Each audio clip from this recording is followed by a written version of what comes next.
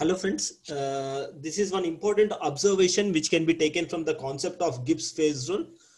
The observation is as the number of phases in equilibrium increases, the degrees of freedom decreases.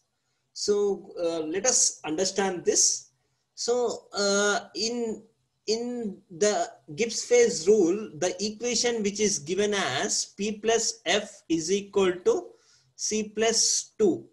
The F indicates the total number of independent variables, which is called as the degrees of freedom. It is given by C minus P plus 2. So this is the total number of independent variables. Total number of independent variables. Now coming to the total number of variables, it is equal to composition variables plus the two externally controlled variables. Those are pressure and temperature. So the composition variables, they are given by P into C minus 1 plus 2. These are the total variables which are existing in a system. Out of these total variables, the total number of independent variables, which we call as degrees of freedom, they are given by C minus P plus 2. So let us find out how we got this composition variables as P into C minus 1. Suppose if you take a simple binary alloy, system of copper and nickel, so if you take the isomorphous phase diagram concerned with this copper and nickel system, it looks like this. If you take the y-axis as temperature in terms of degree centigrade and x-axis as weight percentage of the alloying element nickel.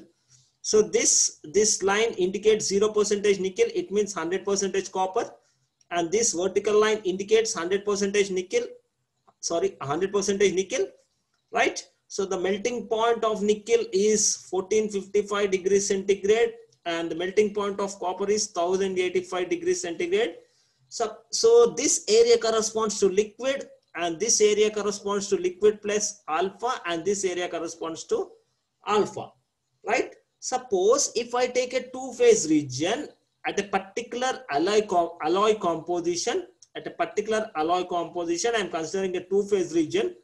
With respect to this point, there exists composition of liquid phase Cl and there exists composition of alpha. So there exists composition of liquid phase and there exists composition of alpha phase, right? So if I consider a simple binary alloy of copper and nickel system, if I consider two phases, liquid and alpha, so in this liquid, the alloying elements are copper and nickel. One component is copper and the other component is nickel. Suppose if I know the weight percentage of copper in the nickel as 60%, immediately I can find out the weight percentage of nickel in this liquid phase as 40%. So it implies if you are able to find out the composition of C minus 1 components in the P phases, you can find out the last component composition in all the P phases. Okay. So thus we got the composition variable as C minus 1 into P. So this is the total number of variables which exist in a system. Out of this total variables, the independent variables, we call it as degrees of freedom. It is given as C minus P plus 2. So generally this number of independent variables which is equal to C minus P plus 2 will be less than or equal to total variables which is P into C minus 1 plus 2. Now let us look into our observation of these two equations. Suppose if I consider one phase, if I consider only one phase, right?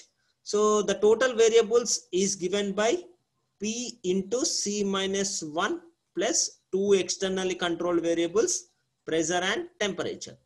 So if I take C as number of components, we get the total variables as C minus 1 plus 2. We get this as total variables as C plus 1. Out of these total variables, the number of independent variables, we call it as F, which is the degrees of freedom. It is given by C minus P plus 2. So we get this as C minus 1 plus 2. So it is equal to C plus 1. So let us assume this is the situation A. Now consider the number of phases in equilibrium as 2.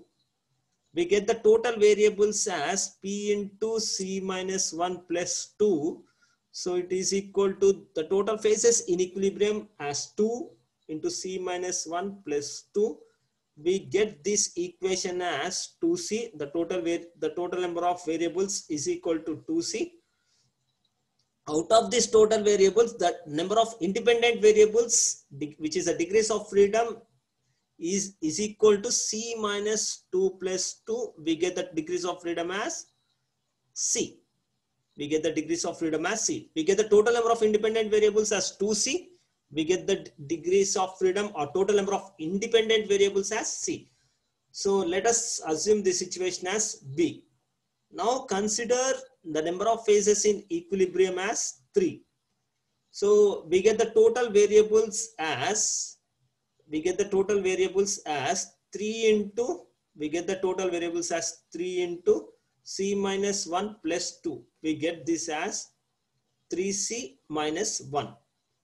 Out of this total variables, the independent variables F is equal to C minus P plus 2. We get this as C minus 1. So let us look into this situation. See, from the A, B and C, you can observe that here the total number of variables is equal to degrees of freedom, right?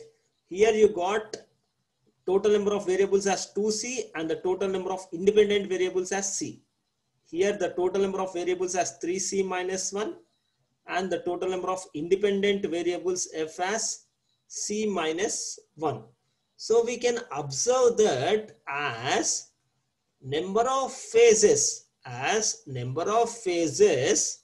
increases, as the number of phases in equilibrium increases, the degrees of freedom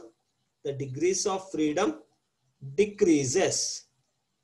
So let us construct the copper nickel alloy phase diagram and let us prove this observation.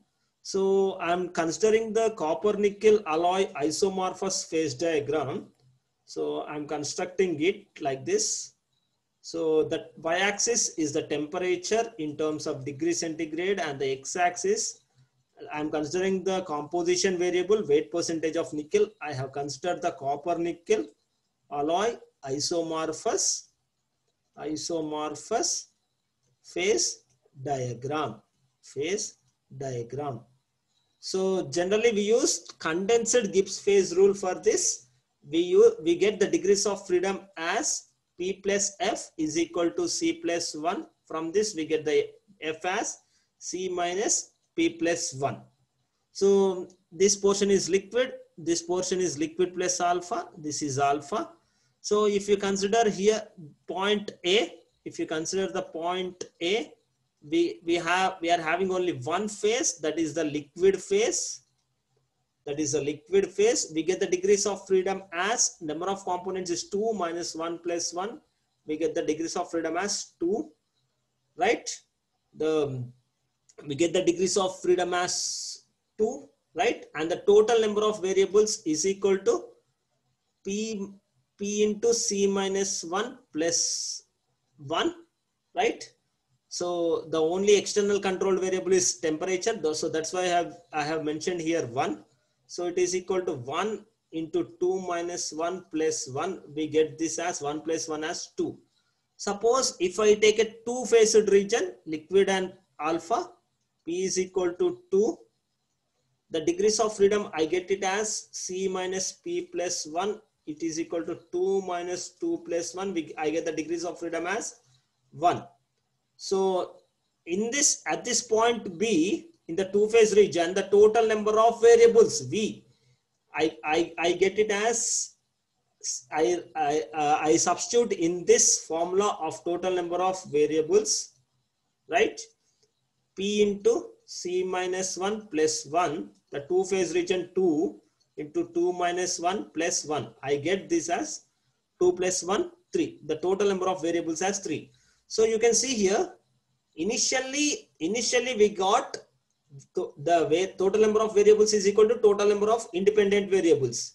But here we got the total number of independent variable less than the total variables. So here the variables is equal to 3. The total variables is equal to 3. Those are, if you take a horizontal tie line, we get here the composition of alpha phase. Here we get the composition of liquid phase, and one more variable is temperature. So these three variables is equal to 3 indicates the three variables are composition variables Cl and C alpha, comma, the externally controlled variable temperature. So you can see that from as the number of phases increases, from initially we have considered only one phase, we got the total number of variables is equal to degrees of freedom. When we consider the total number of phases as 2 in equilibrium, we got the degrees of freedom less than the total variables. So this leads to an important conclusion that as number of phases in equilibrium, increases, this implies degrees of freedom decreases. So this is one of the important point which can be observed from the concept of Gibbs phase rule.